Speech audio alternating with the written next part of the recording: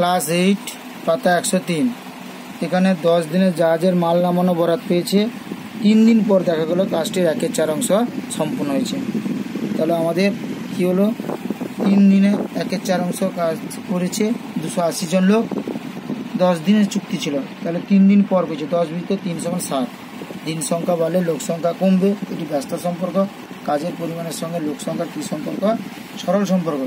নির্ণয় দিন সংখ্যা সমান কত না 280 × 3/7 × 3/4 × 4/1। তাহলে দেখো 7 4 8 7 0 0, 4 3 12 12 3 36।